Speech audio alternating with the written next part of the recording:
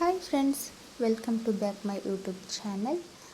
ಇವತ್ತಿನ ಲಾಗ್ ಬಂದುಬಿಟ್ಟು ಟೈಲರಿಂಗ್ ಮಷೀನನ್ನು ಹೇಗೆ ನಾವು ಮೇಂಟೆನೆನ್ಸ್ ಮಾಡಬೇಕು, ಹಾಗೆಯೇ ಯಾವ ರೀತಿ ನಾವು ಆಯಿಲನ್ನು ಯೂಸ್ ಮಾಡಬೇಕು ಮಷೀನ್ಗೆ ಅಂತ ಈ ವಿಡಿಯೋದಲ್ಲಿ ತೋರಿಸ್ಕೊಡ್ತಾ ಇದ್ದೀನಿ. ಹಾಗೆ ಇದರಿಂದ ಆಗುವಂಥ ಯೂಸ್ ಏನಂತ ಅಂದರೆ, ಬಟ್ಟೆ ಎಲ್ಲ ಸ್ಟಿಚ್ ಮಾಡಬೇಕಾದ್ರೆ ಥ್ರೆಡ್ ಎಲ್ಲ ಕಟ್ ಆಗ್ತಾ ಇರತ್ತೆ, ಮತ್ತು ಬಟ್ಟೆಗೆ ಥ್ರೆಡ್ ಎಲ್ಲ ಗಂಟಾಗಿ ಬರ್ತಾ ಇರತ್ತೆ. ಸೊ ಆ ಎಲ್ಲ ಪ್ರಾಬ್ಲಮ್ಸು ಈ ಒಂದು ಮೇಂಟೆನೆನ್ಸಿಂದ ಕಂಟ್ರೋಲ್ ಆಗುತ್ತೆ. ಹಾಗೆ ಹೊಸದಾಗಿ ತೊಗೊಂಡು ಬಂದಾಗ ಯಾವ ಥರ ಇರುತ್ತೆ ಮಷೀನು, ಅದೇ ಥರನೇ ವರ್ಕ್ ಆಗ್ತಾ ಇರುತ್ತೆ. ಸೊ ನೋಡಿ, ಇವಾಗ ಮಷೀನ್ ಮೇಲ್ಗಡೆ ಇರುವಂಥ ಧೂಳನ್ನೆಲ್ಲ ಕ್ಲೀನ್ ಮಾಡ್ತಾ ಇದ್ದೇನೆ. ನೀಟಾಗಿ ಡಸ್ಟೆಲ್ಲ ಹೋಗಿರುತ್ತೆ ಅಲ್ವಾ, ಅದೆಲ್ಲ ಡಸ್ಟನ್ನು ಫಸ್ಟು ಮೇಲ್ಗಡೆ ಭಾಗ ಎಲ್ಲ ಕ್ಲೀನ್ ಮಾಡ್ಕೊಳ್ಬೇಕು. ಇದಾದ ನಂತರ ಇಂಪಾರ್ಟೆಂಟ್ ಅಂತ 3 ಪಾರ್ಟ್ಸ್ ಇರುತ್ತೆ. ಆ 3 ಪಾರ್ಟ್ಸ್ಗಳಲ್ಲಿ 2 ಮೋಸ್ಟ್ ಇಂಪಾರ್ಟೆಂಟು. ಅವು ಯಾವ್ಯಾವ ಪಾರ್ಟ್ಸ್ಗಳು ಇಂಪಾರ್ಟೆಂಟ್ ಅಂತ ಇವಾಗ ನಾನು ನಿಮಗೆ ತೋರಿಸ್ತಾ ಹೋಗ್ತೀನಿ.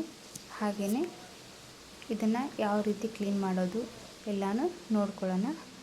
ಓಕೆ ಫ್ರೆಂಡ್ಸ್, ಬನ್ನಿ ಯಾವ ರೀತಿ ಇದಕ್ಕೆ ಆಯಿಲನ್ನು ನಾವು ಹಾಕಬೇಕು, ಹಾಗೆ ಯಾವ ರೀತಿ ಮಷೀನನ್ನು ಓಪನ್ ಮಾಡೋದು, ಹಾಗೆ ಅದನ್ನೆಲ್ಲ ಸೆಟ್ಟಿಂಗ್ ಮಾಡೋದು ಅಂತ ನೋಡ್ಕೊಂಡು ಬರೋಣ. ನೋಡ್ತಾ ಇದ್ರಲ್ಲ ಫ್ರೆಂಡ್ಸ್, ಇದು ಇವಾಗ ನಾವು ಓಪನ್ ಮಾಡ್ಕೊಳ್ಬೇಕಾಗತ್ತೆ. ಈ ಪಾರ್ಟನ್ನು ಓಪನ್ ಮಾಡಬೇಕಾಗತ್ತೆ. ಇದು ನಿಜವಾಗ್ಲೂ ಇಂಪಾರ್ಟೆಂಟೇ, ಫಸ್ಟ್ ಒನ್ ಇದು. ಈ ಪಾರ್ಟನ್ನು ನಾವು ನೀಟಾಗಿ ಕ್ಲೀನ್ ಮಾಡ್ಕೊಳ್ಬೇಕು. ನೋಡಿ, ಇವಾಗ ಈ ಪಾರ್ಟನ್ನು ಓಪನ್ ಮಾಡ್ಕೊಳ್ಳೋ ಮೊದಲು ಸ್ವಲ್ಪ ಇಲ್ಲೂ ಕೂಡ ಕ್ಲೀನ್ ಮಾಡ್ಕೊಳ್ತಾ ಇದ್ದೀನಿ. ಹಾಗೆ ಈ ಪಾರ್ಟಲ್ಲಿ ನಾವು ಬಟ್ಟೆಯನ್ನು ಸ್ಟಿಚ್ ಮಾಡಬೇಕಾದ್ರೆ ಇದ್ರ ಒಳಗಡೆ ಎಲ್ಲ ಡಸ್ಟು ಹೋಗಿರುತ್ತೆ. ಬಟ್ಟೆಗಳನ್ನು ಸ್ಟಿಚ್ ಮಾಡುವಾಗ ಎಳೆಗಳೆಲ್ಲ ಹೇಗೆ ನಾವು ಪ್ಲೇಟ್ ಕೆಳಗಡೆ ಎಲ್ಲ ಕೂತ್ಕೊಂಡಿರುತ್ತೆ, ಅದೇ ಸೇಮಾಗಿ ಇಲ್ಲೂ ಕೂಡ ಡಸ್ಟು ಅಬ್ಸರ್ವ್ ಆಗಿರುತ್ತೆ. ಸೊ ಇದನ್ನು ನಾವು ಓಪನ್ ಮಾಡಿ ಒಂದು 15 ದಿವಸಕ್ಕೊಂದು ಸರಿ, ಆಗಿಲ್ಲಪ್ಪ ಅಂದಾಗ 1 ತಿಂಗಳಿಗೆ ಒಂದು ಸರಿ ಆದರೂ ಇದನ್ನು ಕ್ಲೀನ್ ಮಾಡ್ಕೊಳ್ಬೇಕಾಗತ್ತೆ.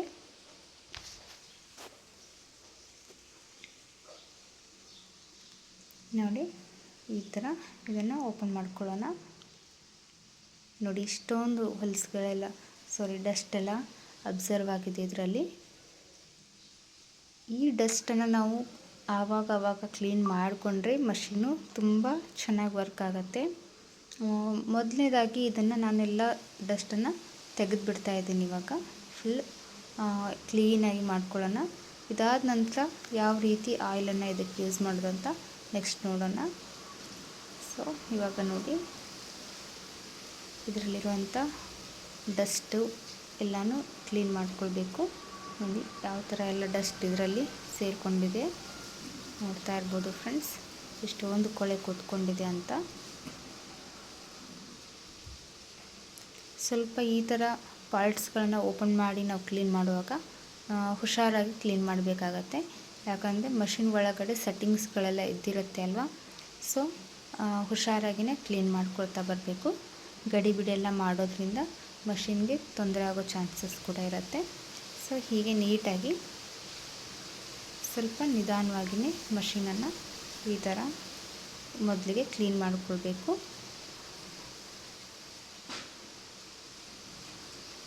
ಫ್ರೆಂಡ್ಸ್, ಈ ಥರ ಎಲ್ಲ ಮಷೀನಲ್ಲಿರುವಂಥ ಕೊಳೆಯನ್ನೆಲ್ಲ ಮೊದಲು ತೆಗೆದುಬಿಡೋಣ. ನೋಡಿ ಎಷ್ಟೊಂದು ಕೊಳೆ ಬರ್ತಾ ಇದೆ ಅಂತ. ನಾನು ಬರೀ 1-1.5 ತಿಂಗಳಿಂದ ಮಾತ್ರನೇ ಕ್ಲೀನ್ ಮಾಡದೆ ಬಿಟ್ಟಿರೋದು. ಅದು ನಾನು ವಿಡಿಯೋ ಮಾಡೋಕ್ಕೆ ಅಂತ ಹೇಳಿಬಿಟ್ಟು ನಾನು ಇದನ್ನು ಕ್ಲೀನ್ ಮಾಡಿರಲಿಲ್ಲ. ನೋಡ್ತಾ ಇದ್ದೀರಲ್ಲ ಎಷ್ಟೊಂದು ಕೊಳೆ ಇದರಲ್ಲಿ ಸೇರಿಕೊಂಡಿದೆ. ಇವಾಗ ಇದನ್ನು ಬಟ್ಟೆಯಿಂದ ಒಂದು ಸರಿ ನೀಟಾಗಿ ಕ್ಲೀನ್ ಮಾಡ್ಕೊಂಡು ಬಿಡೋಣ. ಚೆನ್ನಾಗಿ ಈ ಥರ ಪುಷ್ ಮಾಡಿ ಕ್ಲೀನ್ ಮಾಡ್ಕೊಳ್ಳೋಣ. ನೋಡ್ತಾ ಇರ್ಬೋದು ಎಷ್ಟೆಲ್ಲ ಗಲೀಜಿದೆ ಇದ್ರ ಒಳಗಡೆ ಅಂತ.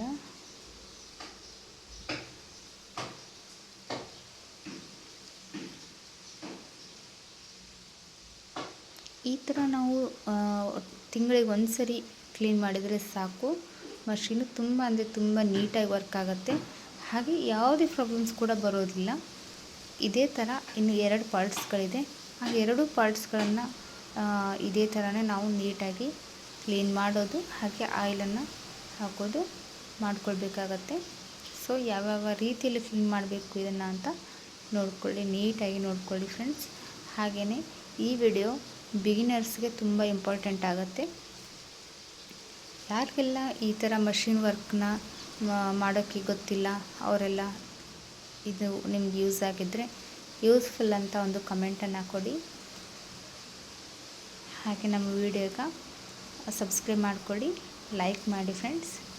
ನೋಡಿ ಇವಾಗ ರೆಡಿ ಆಯಿತು. ಇವಾಗ ಈ ಪಾರ್ಟನ್ನು ಕೂಡ ಸ್ವಲ್ಪ ಕ್ಲೀನ್ ಮಾಡ್ಕೊಳ್ತಾ ಇದ್ದೇನೆ. ಇದರಲ್ಲಿ ಕಂಪ್ಲೀಟಾಗಿ ಟೈಲರಿಂಗ್ ಮಷೀನಿನ ಕಂಪ್ಲೀಟ್ ವಿಡಿಯೋ ಇದೆ, ಎಲ್ಲೂ ಸ್ಕಿಪ್ ಮಾಡದೆ ನೋಡಿ. ಆವಾಗ ನಿಮಗೆ ಯಾವುದೇ ಮಷಿನ್ ಬಗ್ಗೆ ಯಾವುದೇ ರೀತಿ ಡೌಟ್ಸ್ ಇರೋದಿಲ್ಲ. ಅಷ್ಟು ಡೌಟ್ಸು ಏನಾದರೂ ಇದೆ ಅಂತಂದರೆ ಕಮೆಂಟಲ್ಲಿ ತಿಳಿಸಿ. ಹಾಗೆ ನಾನು ನೆಕ್ಸ್ಟ್ ವಿಡಿಯೋದಲ್ಲಿ ನಿಮ್ಮ ಡೌಟ್ಸನ್ನು ಕ್ಲಿಯರ್ ಮಾಡ್ತಾ ಬರ್ತೀನಿ. ಇವಾಗ ನೋಡಿ ಇಲ್ಲಿ ನಾವು ನೋಸಲ್ ಇರುತ್ತೆ ನೋಡಿ, ಥ್ರೆಡ್ ಇನ್ಸರ್ಟ್ ಮಾಡುವಂಥ ನೋಸಲ್ ಇರುತ್ತೆ, ಅದ್ರ ಹೆಜ್ಜಸ್ಸಲ್ಲಿ ಎಂಡಲ್ಲಿ ಜಾಯಿಂಟ್ ಇರುತ್ತೆ. ಸೊ ಆ ಜಾಯಿಂಟಿಗೆ ನಾವು ಆಯಿಲನ್ನು ಬಿಡೋಣ ಇವಾಗ. ಹಾಗೆ ಜಾಯಿಂಟ್ ಏನು ಒಳಗಡೆ ಏನು ಇವಾಗ ಜಾಯಿಂಟ್ಸ್ ಇರುತ್ತೆ ನೋಡಿ, ಆ ಎಲ್ಲ ಪಾರ್ಟ್ಸ್ಗಳಿಗೂ ನಾವು ಆಯಿಲನ್ನು ಕೊಡಬೇಕಾಗತ್ತೆ. ಇದು ಇಂಪಾರ್ಟೆಂಟ್ ವರ್ಕ್ ಅಂತ ಹೇಳ್ಬೋದು. ನಾವು ಯಾವ ರೀತಿ ಯಾವ್ಯಾವ ಪಾರ್ಟ್ಸ್ಗಳಿಗೆ ಆಯಿಲನ್ನು ಕೊಡ್ತಾ ಬರ್ತೀವಿ ಆವಾಗ ಮಷೀನು ಯಾವ ರೀತಿ ನೀಟಾಗಿರುತ್ತೆ ಅಂತ ನೋಡ್ಕೊಳ್ಳಿ. ಈ ಥರ ಮಷೀನ್ಗೆ ಫುಲ್ಲಾಗಿ ಆಯಿಲನ್ನು ಹಾಕ್ತಾ ಬರೋಣ. ನೋಡಿ ಫ್ರೆಂಡ್ಸ್, ಚೆನ್ನಾಗಿ ನಾವು ಒಂದು ವಾರಕ್ಕೆ ಈ ಥರ ಏನು ಕ್ಲೀನ್ ಮಾಡೋದಾಗಿರ್ಬೋದು, ಆಯಿಲ್ ಹಾಕೋದಾಗಿರ್ಬೋದು ಮಾಡ್ತೀವಿ ಅಂತ ಅಂದರೆ ಇಷ್ಟೊಂದು ಕೊಳೆ ಬಂದಿರೋದಿಲ್ಲ. ಸ್ವಲ್ಪ ಜಾಸ್ತಿನೇ ಆಯಿಲನ್ನು ಯೂಸ್ ಮಾಡಿ, ಯಾಕಂದರೆ ನಾವು ಒಂದು ತಿಂಗಳು ಒಂದು ಸರಿ ಮತ್ತೆ ನಾವು ಆಯಿಲನ್ನು ಹಾಕ್ತೀವಪ್ಪ ಅಂತ ಅಂದಾಗ ಸ್ವಲ್ಪ ಚೆನ್ನಾಗಿ ಆಯಿಲನ್ನು ಯೂಸ್ ಮಾಡಿಕೊಳ್ಬೇಕು. ಹಾಗೆಯೇ ಈ ಥರ ಪಾರ್ಟ್ಸನ್ನು ಓಪನ್ ಮಾಡದೇನೂ ಕೂಡ ಆಯಿಲನ್ನು ಹಾಕ್ಬೋದು. ಆದರೆ ಡಸ್ಟೆಲ್ಲ ಕೂತ್ಕೊಂಡಿರುತ್ತೆ.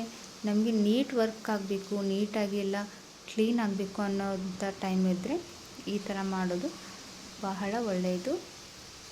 ಹಾಗೆ ಇವಾಗ ಮಷೀನನ್ನು ಕ್ಲೋಸ್ ಮಾಡೋಣ, ಈ ಪಾರ್ಟನ್ನು ಕ್ಲೋಸ್ ಮಾಡೋಣ. ನೆಕ್ಸ್ಟು ಇನ್ನು 2 ಪಾರ್ಟ್ಸ್ಗಳಿದೆ. ಆ 2ರಲ್ಲಿ ಒಂದು ನಿಜವಾಗ್ಲೂ ಇಂಪಾರ್ಟೆಂಟೇ.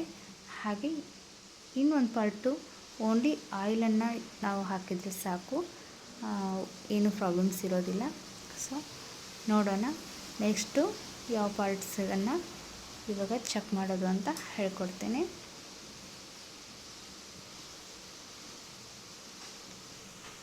ನೆಕ್ಸ್ಟಲ್ಲಿ ನಾವು ಮೇಲ್ಗಡೆಯಿಂದ ಆಯಿಲನ್ನು ವಾರಕ್ಕೊಂದು ಸರಿ ಯೂಸ್ ಮಾಡಬೇಕು ಅಂದರೆ ಇಲ್ಲಿ ನೋಡ್ತಾ ಇದ್ದೀರಾ ಫ್ರೆಂಡ್ಸ್, ಆಯಿಲ್ ಅಂತ ಕೊಟ್ಟಿರ್ತಾರೆ, ಅದ್ರ ಮೇಲ್ಗಡೆ 2 ಡಾಟ್ಗಳಿರುತ್ತೆ. ಆ ಡಾಟ್ಗಳಲ್ಲಿ ನಾವು ಆಯಿಲನ್ನು ಹಾಕಬೇಕು. ಹಾಗೆ ಇಲ್ಲಿ ನೋಡಿ ಕ್ಲೋಸ್ ಆಗಿರುತ್ತೆ, ಇದನ್ನು ಓಪನ್ ಮಾಡಿಬಿಟ್ಟು ಇಲ್ಲೂ ಕೂಡ ಸ್ವಲ್ಪ ಆಯಿಲನ್ನು ಹಾಕಿಬಿಟ್ಟು ಮತ್ತೆ ಕ್ಲೋಸ್ ಮಾಡ್ಕೊಳ್ಳೋಣ.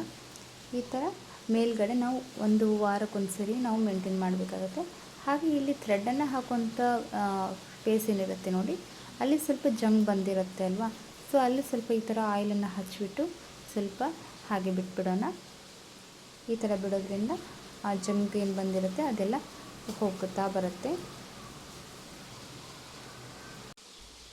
ನೋಡಿ ಫ್ರೆಂಡ್ಸ್, ಇದು ಬ್ಯಾಕ್ ಸೈಡಲ್ಲಿರುವಂಥ ಪಾರ್ಟು. ಇಲ್ಲಿ ಇವಾಗ ನಾವು ಆಯಿಲನ್ನು ಹಾಕಬೇಕಾಗತ್ತೆ. ಸೊ ಇದನ್ನು ನಾನಿವಾಗ ಆಲ್ರೆಡಿ ಮೊದಲೇ ಓಪನ್ ಮಾಡಿದ್ದೆ. ನೋಡಿ ಇವಾಗ ಸ್ವಲ್ಪ ಕ್ಲೀನ್ ಮಾಡ್ಕೊಳ್ಳೋಣ. ಇಲ್ಲಿ ಯಾವುದೇ ಕೊಳೆ ಕೂತ್ಕೊಂಡಿರೋದಿಲ್ಲ. ಸೊ ಆದರೂ ಕೂಡ ಒಂದು ಸರಿ ನಾವು ಕ್ಲೀನ್ ಮಾಡೋದು ಬೆಟರ್ ಅಂತ ಹೇಳಿಬಿಟ್ಟು ಸ್ವಲ್ಪ ಕ್ಲೀನ್ ಮಾಡಿಕೊಂಡಾಯಿತು. ಇಷ್ಟೇ, ಇಲ್ಲಿ ಸ್ವಲ್ಪ ಕ್ಲೀನ್ ಮಾಡಿಬಿಟ್ಟು ಇವಾಗ ಈ ಪಾರ್ಟ್ಗಳಿಗೆ ಚೆನ್ನಾಗಿ ಆಯಿಲನ್ನು ಹಾಕಬೇಕಾಗತ್ತೆ. ಇಲ್ಲಿ ಯಾವುದೇ ಕೊಳೆ ಸೇರಿರೋದಿಲ್ಲ, ಯಾಕಂದರೆ ಇಲ್ಲಿ ತುಂಬ ಸೇಫ್ಟಿಯಾಗಿ ಕವರನ್ನು ಮಾಡಿಕೊಟ್ಟಿರ್ತಾರೆ. ಸೊ ಹಾಗಾಗಿ ಯಾವುದೇ ರೀತಿ ಪ್ರಾಬ್ಲಮ್ಸ್ ಇರೋದಿಲ್ಲ. ಇಲ್ಲಿ ಜಸ್ಟ್ ಆಯಿಲನ್ನು ಇವಾಗ ನಾನು ಯೂಸ್ ಮಾಡ್ತಾ ಇರೋದು. ಇಲ್ಲಿ ನೀಟಾಗಿ ಆಯಿಲನ್ನು ಹಾಕ್ಕೊಳ್ಳೋಣ. ಇವಾಗ ನೀಟಾಗಿ ಆಯಿಲನ್ನು ಇಲ್ಲಿ ಹಾಕಿಬಿಟ್ಟು ಇದನ್ನು ಕ್ಲೋಸ್ ಮಾಡ್ಕೊಳ್ಬೇಕಾಗತ್ತೆ. ನೋಡಿ ಫ್ರೆಂಡ್ಸ್, ಇಲ್ಲೂ ಕೂಡ ಚೆನ್ನಾಗಿ ಆಯಿಲನ್ನು ಕೊಡಬೇಕು. ನಾವು ನೋಡ್ತಾ ಇದ್ದೀರಲ್ಲ ಫ್ರೆಂಡ್ಸ್, ಈ ಥರ ಚೆನ್ನಾಗಿ ಆಯಿಲನ್ನು ಇಲ್ಲಿ ಕೊಟ್ಬಿಟ್ಟು ನಂತರ ಈ ಒಂದು ಪಾರ್ಟನ್ನು ಮತ್ತು ನಾವು ಕ್ಲೋಸ್ ಮಾಡ್ತಾ ಬರಬೇಕಾಗತ್ತೆ. ಇವಾಗ ಇದರ ನಂತರ ಇರುವಂಥದ್ದು ನಿಜವಾಗ್ಲೂ ಇಂಪಾರ್ಟೆಂಟು. ಇದು ಜಸ್ಟ್ ನಾವು ಮೇಂಟೆನೆನ್ಸ್ ಮಾಡ್ಕೊಳ್ಬೇಕಾಗಿರುವಂಥ ಪಾರ್ಟು. ಇಲ್ಲಿ ನಾವು ಇಷ್ಟೇ ಆಯಿಲನ್ನು ಹಾಕೋದು ಮಾತ್ರ ಇರುತ್ತೆ. ಇವಾಗ ಇದನ್ನು ಕ್ಲೋಸ್ ಮಾಡ್ಕೊಂಡು ಬಿಡೋಣ. ಓಕೆ ಫ್ರೆಂಡ್ಸ್, ಇವಾಗ ಥರ್ಡ್ ಒಂದು ಪಾರ್ಟನ್ನು ಓಪನ್ ಮಾಡ್ತಾ ಇರೋದು. ಇದು ಮೂರನೇ ಒಂದು ಪಾರ್ಟ್ ಆಗಿರುತ್ತೆ. ಫಸ್ಟ್ ಪಾರ್ಟು ಹಾಗೆ ಸೆಕೆಂಡ್ ಪಾರ್ಟನ್ನು ನೋಡ್ಕೊಂಡಾಯಿತು. ಇವಾಗ ಇದು ಥರ್ಡ್ ಒನ್ ಪಾರ್ಟು. ಇಲ್ಲಿ ಬಂದುಬಿಟ್ಟು ಇವಾಗ ನಾವು ಬಟ್ಟೆಯನ್ನು ಸ್ಟಿಚ್ ಮಾಡ್ತಾ ಇರ್ತೀವಿ ನೋಡಿ, ಆವಾಗ ಇದ್ರ ಒಳಗಡೆ ಸಿಕ್ಕಾಪಟ್ಟೆ ಚಿಕ್ಕದಾಗಿರುವಂಥ ದಾರದ ಎಳೆಗಳೆಲ್ಲ ಸೇರಿಕೊಂಡಿರುತ್ತೆ. ಈ ದಾರದ ಎಳೆಗಳನ್ನು ನೀಟಾಗಿ ಕ್ಲೀನ್ ಮಾಡ್ಕೊಳ್ಬೇಕು. ಹಾಗೆ ಇದು ಒಂದು ಸ್ವಲ್ಪ ಗಲೀಜು ಥರ ಎಲ್ಲ ಸೇರ್ಕೊಂಡು ಕೂತ್ಕೊಂಡಿರುತ್ತೆ. ಇದೆಲ್ಲವನ್ನು ನಾವು ನೀಟಾಗಿ ತೆಗೆದುಕೊಂಡ್ಬಿಟ್ಟು ಇದನ್ನು ಈ ಥರ ಫಸ್ಟು ಬಟ್ಟೆಯಿಂದ ಚೆನ್ನಾಗಿ ಕ್ಲೀನ್ ಮಾಡ್ಕೊಳ್ಬೇಕು. ಅದಾದ ನಂತರ ಇವಾಗ ಇಲ್ಲೆಲ್ಲ ಚೆನ್ನಾಗಿ ಆಯಿಲನ್ನು ಕೊಟ್ಕೊಳ್ತಾ ಬರೋಣ. ನೋಡಿ, ನೀಟಾಗಿ ಆಯಿಲನ್ನು ಕೊಡೋಣ. ನೋಡ್ತಾ ಇದ್ರಲ್ಲ ಫ್ರೆಂಡ್ಸ್, ಈ ಥರ ಆಯಿಲನ್ನು ಕೊಟ್ಬಿಟ್ಟು ನಂತರ ಮತ್ತೆ ಇದನ್ನು ಕ್ಲೋಸ್ ಮಾಡ್ಕೊಂಡು ಬಿಡೋಣ. ಹಾಗೆ ನಾವು ಟೈಲರಿಂಗ್ ಮಷಿನ್ ಜೊತೆಗೆ ಸೀಸರ್ ಕೂಡ ನಮಗೆ ಅಷ್ಟೇ ಇಂಪಾರ್ಟೆಂಟು.